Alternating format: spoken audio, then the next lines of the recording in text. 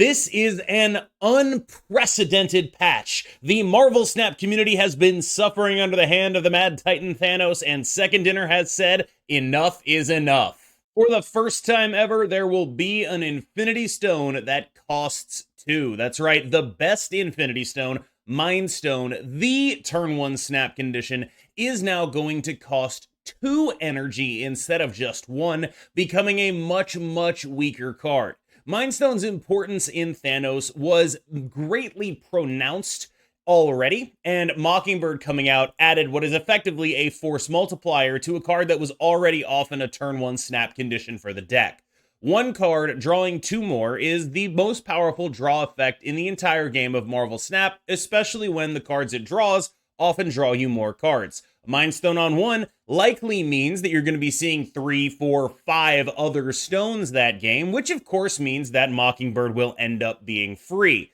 Mockingbird's power is sort of the key to why I think Thanos is getting nerfed right now. If you ask me, Thanos is basically a Mockingbird away from being a totally fair deck. We have the nerf to the Time Stone, we have this nerf as well. Mockingbird is really the last vestige of truly unfair stuff in this deck. If Thanos loses its ability to abuse Mockingbird better than any other deck in the entire game, and this Mind Stone nerf does do a decent amount of that, Thanos is then in a position where it is simply a tempo the stones out and play some guy's deck.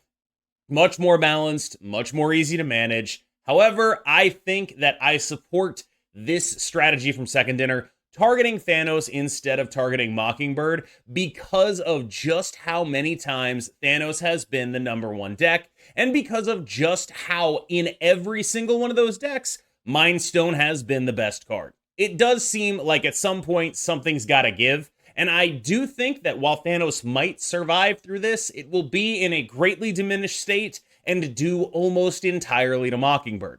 Thanos is already clinging to Mockingbird in order to be the unfair deck that it is. A 0-9 goes a long way towards doing that when it's 0-9 that plays into your snap conditions and the stuff you already want to be doing. Now, if that suddenly ends up being a 2-9, that's not going to keep you above water the same way. A 0-9 is infinitely better than a 2-9, just sort of how those numbers work. And I think that this kind of thing, slowing down how good Mockingbird is in the deck, might be enough to knock Thanos off of its hallowed perch at the top of the metagame. And I think this is the kind of thing that if Mockingbird does eventually get fixed, it's going to be so dangerous to Thanos that they might actually want to go back and look at this one again. Because if Mockingbird does get fixed, Thanos goes from a deck leveraging something unfair to a deck that is fundamentally playing on the same playing field as basically everyone else. Whenever Thanos has been good, it has been because of something stupid. Blob, for example. Turn 4 Professor X, for example. Mockingbird, for example. Quincheted Lockjaw, for example. It's never been good as a fair deck. And so once Mockingbird goes, if Mockingbird goes, I should say, or once in this case, as Mockingbird becomes a weaker card, I would expect Thanos to have to change. And when it changes, I have never seen a non-unfair Thanos be good.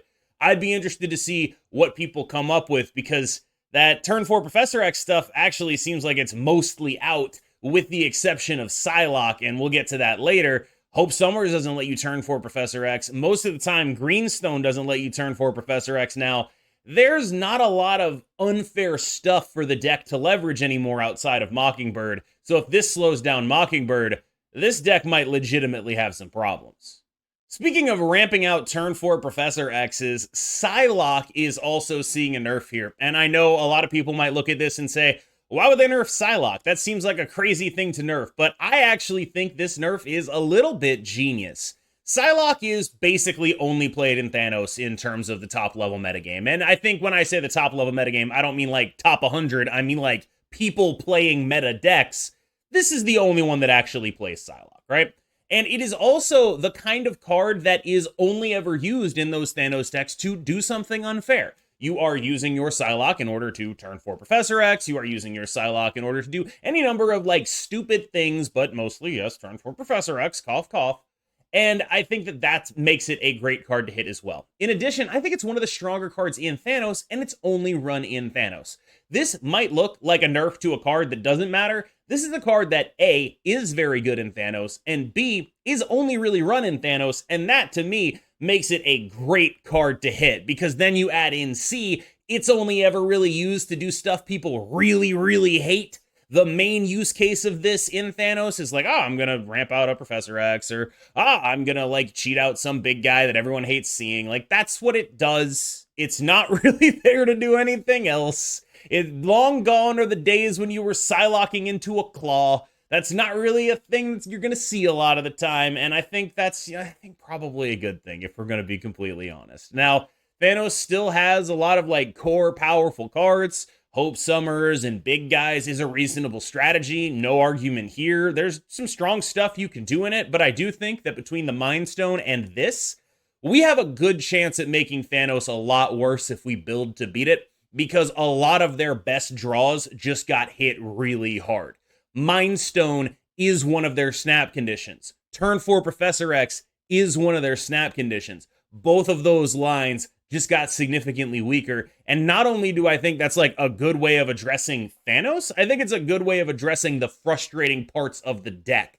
So it pushes Thanos away from being oh, well, I got Mind Stone, I'm gonna snap because I have Mockingbird, or, oh, well, I have turn 4 Professor X, I'm gonna snap because of that. It pushes it away from the things people don't like about the deck and towards the things that make it more of a normal deck with the little additional flair of the stones existing in it. And I think that is the direction I would want to go if I were Second Dinner. I think there are going to be plenty of people wondering, is this enough to kill Thanos? And I don't actually know that it is. I think Thanos has shown such resiliency and power that it might not be enough to kill it, but I think it's enough to severely impact the cube profile of it. This is the kind of thing where it's like, the win rate might still be like over 50%, but the cube rate might start dropping significantly when there's no longer these just like free early snaps in the deck. Now, that could be wrong. There could be still, maybe you have Mind Stone on 2, maybe that's still a snap. I'm not exactly sure. I still think Thanos is probably the best Mockingbird deck, and as long as Mockingbird is around, I kind of do expect it to be a good deck. But I think it's been sincerely and severely damaged by this. That would be my expectation. I would be interested in trying other stuff. I'm not 100% positive, obviously. There's still a lot of good cards there. It's hard to ignore that it's probably the best Mockingbird deck. It's probably the best Cull Obsidian deck. It's probably the best Blob deck. And none of that is actually going to change. And those are 3 very good cards that fit in Thanos better than anything else. And I think those are going to be the core of whatever Thanos deck exists after these changes. What I'm hoping is maybe that deck won't involve Professor X Goliath. Maybe that deck won't involve all the stuff people hate. Maybe. We'll see. In a move that demonstrates a pretty decent level of foresight, they also decided that they were going to nerf discard a little bit while they were in the midst of nerfing Thanos. I think, or I'd like to think, they learned from the time when they nerfed Thanos a bunch last time. Actually, last year about this time when they nerfed Thanos a bunch and didn't nerf Shuri, and then Shuri just sort of showed up and ran everything. Right now, discard is the Shuri to Thanos's Thanos, I suppose. And of course, that means that they do actually need to hit it. Apocalypse is apparently the best performing card in discard, according to the patch notes. And while I more or less believe that, I think that makes sense to me, right? Like, this is the one that really matters. Sometimes your swarms end up messing up your stuff. This is the one that gives you, like, the really big Dracula. Having him in your hand early is really important. Yeah, I pretty much buy that Apocalypse is the most important card. What I'm not sure about is that this nerf meaningfully impacts his role as the most important card.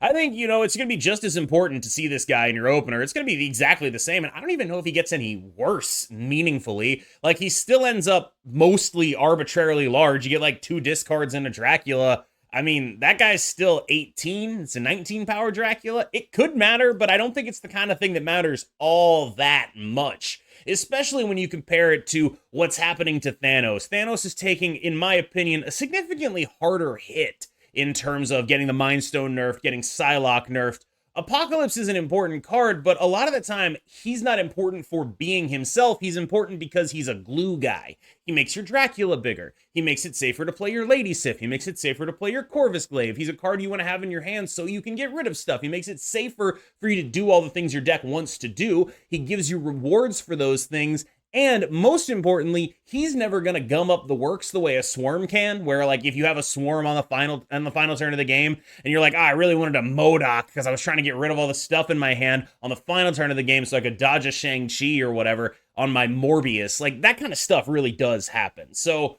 I think this is a correct identification of Apocalypse as the best card in the deck. And that's probably true.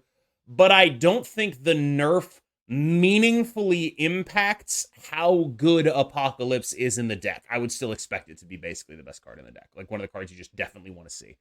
And I personally think that that means for me, this card is an early frontrunner for top deck in the meta coming into the metagame after this patch. But that's not all. With a special shout out to Cerebro5, there is a buff to Adam Warlock. The idea here being they feel like it would be a thing they could do to push him to 5/6, but at 5/6 he's like a little more boring, and at 5/5 you could try playing him in a Cerebro5 deck. You could try stuff with him.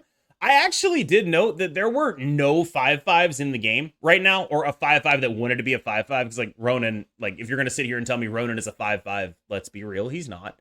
This is now the first 5/5 in the game since I think Sandman got nerfed.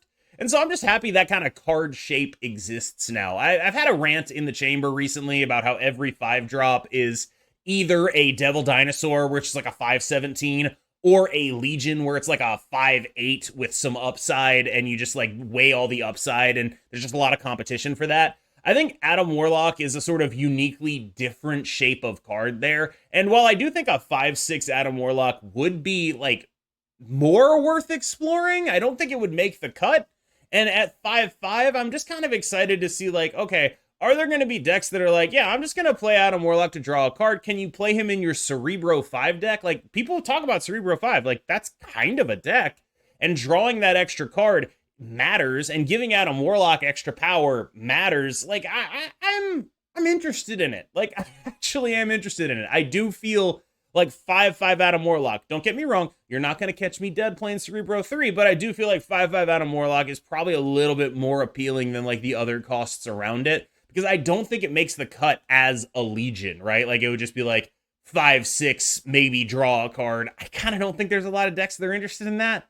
But at 5/5, maybe draw a card, there is a deck that it actually kind of goes into. So, interestingly, I am pretty okay with this. Yeah, I'm with it. A buff long overdue. Captain Marvel getting that extra point of power back. Yes, she is back as a 4/5, and I think Captain Marvel, when she was a 4/5, was one of the most underrated cards in the entire game. I think that she's the kind of card where you don't feel like she was necessary, but she forces your opponents to play certain ways that give her this sort of innate higher win rate than you would think she would have. Another thing that I really liked about old Captain Marvel decks when she was a 4/5 and just playing her in Zabu is she was just a good card to play on turn 3, on turn 4, whatever. You would just play her, and that would be totally fine, because there's a lot of 4s in the deck that you don't necessarily want to play, like conditional 4s, things like in the New Age Century, because you don't want to like play that without a Nihilist, stuff like that. In the old days, that was, Darkhawk, so it wouldn't get Shang-Chi'd. I think it's good that this card is getting the point of power back. I'm not 100% sure it'll be impactful, but I tend to think that this card gets overlooked a lot and will end up being a fairly decent performer at the 4-drop slot. I think if anything prevents her from doing that, it would just be the power creep in 4-drops, since she was legitimately a good card. I think that this is like the kind of card that's like a real competitor for a slot in a lot of decks. And I think that if we can get over the fact that she's relatively small, I think it could be a legitimate contender, especially the kind of deck that could revitalize maybe the Zabu archetype, which has been suffering recently. Digression here. Zabu's been suffering because A, Darkhawk got moved up, and that was, maybe its little best buddy, but B, When you want to build a Zabu deck now, it ends up being like an Annihilus deck. Annihilus is in a really awkward spot because there's A, a bunch of Professor X, and B, a bunch of Hope Summers. And when there's a bunch of Hope Summers, there's a bunch of easy ways to fill up lanes and not actually get clogged. So there's like Jeffs and Hopes and Jeffs and Kitties and Visions and Stones and stuff like that, which makes the whole Annihilus line just a little bit worse than it otherwise would be. And between Profex and like all that kind of stuff, it's sort of fallen off, and the fact that there's not really like a good replacement as like a beefy 4-drop has meant that Zabu itself has been in a very awkward spot. In addition, there's a proliferation of Mobius M. Mobius because of the proliferation, of course, of Mockingbird, which means Zabu's in an even worse spot. And of course, Hope Summers came out, which gave mid-range decks another energy cheat card to work with that is likely a little bit more interesting, if not necessarily better. I'm not sure yet. I would say that it probably is, but I can't know that. I just don't have access to that back-end data, and we'll have to see how things shake out. Anyway, digression aside, assuming Zabu does end up being a deck, I'd actually be pretty surprised to see this card not be a part of it. Now, I know what you're thinking. That's a pretty good patch, right? That's a crazy patch. That's a bunch of stuff happening. Wow, those are 5 really meaningful changes. Guess what? There's 5 more. The Guardians are getting a rework. Rocket Raccoon is now a 1/1 that gains 4 power when you do the Guardians thing, you know, when he's played in a lane your opponent played in this turn. This is a buff that makes him roughly similar to Ant-Man, who just got a buff to be effectively a 1/5 when you fill his condition. Now, of course, Rocket Raccoon is a 1/5 when you fulfill his condition. And that's actually just really good. Like, this is unironically kind of a zoo buff, I think, and an effective Martyr nerf, because now there's 2 cards that are also 1/5s, and it's like, why would I play her? Why would I play Martyr? I could play Titania. I could play Rocket Raccoon. I could play Ant-Man. Why would I play Martyr? It just seems ridiculous, doesn't it? Right? Martyr to 1/6. That's really what I'm trying to get across here. We need to start that movement. Get Martyr to 1/6, 1/7 even. Let's get that popping. So I do think that Zoo has been in a legitimately the best spot it's ever been in at this point, thanks to the additions of Cull Obsidian, Mockingbird. These have made Zoo Shauna decks actually legit. I know I talked about Big Baby hitting rank 1 with a Zoo Shauna list with actually an Eliath feature in it. And I think having access to an extra conditional 1/5 is solid. Making it so people don't have to go out of their way, pick up Titania to play that deck, pick up Martyr if they don't have Titania to play that deck, whatever it is they pick up to put that 1/5 slot in there. I think that's pretty solid too. The fact that it's a budget card is great as well. Got him. The mighty StarLord has had an additional point of power added to his effect. Now, if you hit it, he is a 2/6, which is actually like pretty good numbers. There are very few cards that get to that range. I believe right now it's just Maximus. And this is the kind of card where it's like, okay, I'm going to play the card Storm. I storm into like this guy and Rocket Raccoon. I never lose that Storm lane if they play there. That's kind of interesting to me. Although there is the major issue with that, I would suggest, is that those kind of decks have sort of fallen out of vogue in the lockdown archetype, such as it is. When lockdown isn't defining itself as like half of a Thanos deck, lockdown has, thanks to Miss Marvel, thanks to Doctor Doom, thanks to Vision, sort of gone away from over-investing in those storm lanes and become a deck that wins those storm lanes later, rather than investing in them as they happen. So if there is anything that holds the Guardians as a whole back, it would be that their style of like Guardian, Storm, Lockdown isn't exactly where I'd want to be for the archetype necessarily. I don't know how much their power getting buffed actually changes how that lines up, because it's more a question of like card efficiency, card economy, things of that nature, as opposed to just like, oh, well, the numbers are really good. And, you know, the numbers are really good. I'd actually be kind of interested in like some sort of Sarah Guardians deck, or considering StarLord and Sarah. Stuff like that does appeal to me. I am generally into the idea of 2-cost cards in Sarah because they get the biggest discount. But again, not necessarily, sorry, I'll explain that. The biggest discount is like proportionate, right? So a 2-cost card going to a 1 is a 50% discount. A 3-cost card going to a 2 is only a 33% discount. A 4-cost card going to a 3, of course, is only a 25% discount. Ergo, Sarah's value is most pronounced with 2-cost cards that actually impact lanes. this is now a 2-cost card that actually impacts lanes. I think that's relevant, right? Anyway, back to specifically StarLord, the Guardians, and how they're positioned. I would suggest that the major thing this is going to do is change how early game builds end up impacting into the larger meta. Like a pool 2 deck that is built for Storm Guardians does actually seem possible now. That kind of thing seems like a thing you can do there now, where there's not like, Miss Marvel and Doctor Doom. I think when Miss Marvel and Doctor Doom show up, they will end up being superior in the lockdown archetype, but I wouldn't be shocked to see some of the cheaper Guardians make some real appearances elsewhere. I am Groot. I am Groot. I am Groot. I am Groot. I am Groot. I am Groot. Now, I am Groot. I am Groot. I am Groot. I am Groot. I am Groot. That joke I just made would never go over my head. I would catch it. Now, Drax the Destroyer is getting what I guess I would consider a buff. Like, he ends up becoming one of the many 4-drops that is just a 4/9 that you complete a side quest for. So, Rescue, Jessica Jones, and of course now Drax. This is a card that I think will be a little bit less played than you'd think, I would guess. I don't think Rescue, Jessica Jones are making any big waves, and this is pretty much just a Rescue or a Jessica Jones.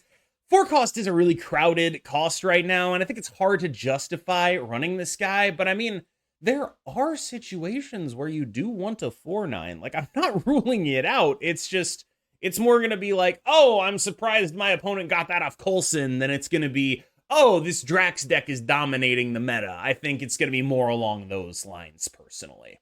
Finally, just a straight-up buff to Gamora. She remains a 12 power unit when she hits, except she has an 8 baseline instead of a 7 baseline, gaining only +4 and completing the Guardians rework, not just in terms of this, but also in terms of theme. Now they all gain +4 when they hit. I think that's pretty cool. Gamora, strict buff. I mean, this is the kind of card that is only ever played in some lockdown decks, but hey, strict buff, can't complain about it.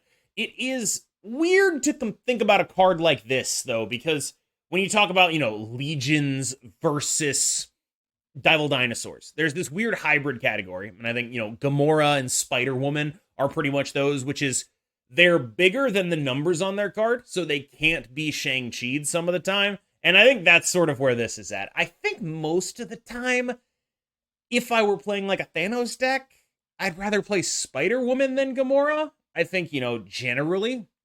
But in certain lockdown situations, this is a good card to have. And it should not be unnoticed that this card plus a Rocket Raccoon both hitting, 17 power. That's pretty good for a turn 6 if you split it across multiple locations. That's just where my brain goes. I tend to think this is just a straight buff, but not the kind of buff that makes Gamora, like, highly metagameable. Okay, don't tell anyone, but I slapped this section on at the end so that anyone getting mad at me for the Groot joke, I could just be like, oh, you didn't watch further in the video. I'm putting this here. This is where the actual Groot analysis is, but there's absolutely no chance I could pass up that Groot joke, so just bear with me, all right? Groot is going to be a little bit of a better card than he previously was, although I think this is mostly just a kind of buff that will be like, oh, Groot's a surfer card now. And I think that's probably true. I can see this guy being a surfer card. Honestly, I can. But I don't think that's like the biggest, endorsement of Groot as a card. It's like, yeah, okay, it's like a surfer card now. Woo! That's not like, oh, wow, I'm really happy you did that. But at least it's a card you have to legitimately consider for that spot. Of course, being a 3/7, that's pretty good. It really is. But I think his conditional is like actually, like, is it better to play Groot or Gladiator? I'll leave that one up to you. All right, y'all, thank you for making it this far in the video. I hope you enjoyed not just the analysis, but the jokes as well. I know I'm like only mid-level funny, but I hope it was, passing enough for you. Thank you so much. Of course, as always, I've been KM Best. Let me wrap this up by talking about my overall thoughts on this patch. So, I personally believe that this patch will sincerely negatively impact Thanos, although I doubt that the deck will go away until it is no longer doing anything unfair. And what I mean by that is, I currently think that Mockingbird is not necessarily hard carrying Thanos, but probably soft carrying it. Meaning, without the Mockingbird interaction, I'm not sure the deck ends up nearly as tier 0 as it is, right? Like, I think that Mockingbird is a huge portion of why the deck is as good as it is, and without Mockingbird, it will be significantly worse. What I don't know is if the Psylock and Mind Stone changes are enough to sever that cord. That's the issue that I'm having, is I just don't know. I think it's possible Thanos still does too much and will need further adjustments, but I'm glad they're willing to go this far in terms of taking a bat to Thanos' knees. Because if you ask me, short of actually nuking Mockingbird, and I can't think of a good way to do that. Like, I know I've made my jokes about can't use the Infinity Stones on Mockingbird, but I'm going to go to bat for them just one time on this and say, I get why they wouldn't do that.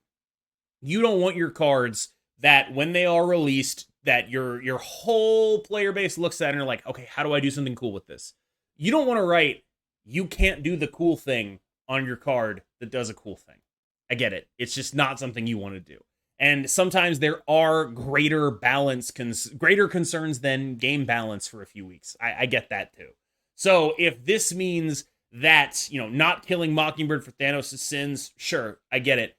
Just make sure you actually address Thanos' sins if this doesn't do it. That's my only real worry. Actually, that's not true. I have one other real worry, and it's that they didn't do enough to hurt Discard, and Discard's going to be really good, but at least Discard being really good is like a decent change of pace, you know what I mean? Like, I know there's some people at the top level who are already really sick of it. I tend to enjoy playing against Discard because of how face up it is. It's just like, okay, I get what's going on here. It feels nice. I understand what's happening here. I can math out whether or not I'm going to win or lose. It's a fun game to play. I like it. But I get that it's not everyone's cup of tea, and it can just be annoying having a bunch of stats dropped on your head.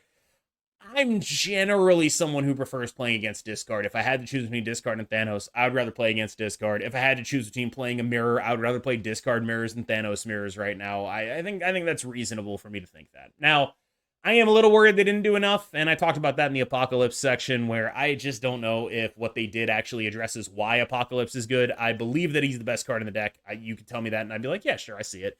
But I don't know that reducing 2 power off of him makes him meaningfully worse. And I think that would be my fear with this iteration of the Discard deck. I would expect it to be quite good. Now, if Discard is good, that does mean that we are in a metagame that is a little bit more attackable, right? Because if Discard is good, well, that deck has absolutely no interaction. So you can play things that just go way taller. You can be a living Tribunal gamer, things of that nature. We'll see how it shakes out.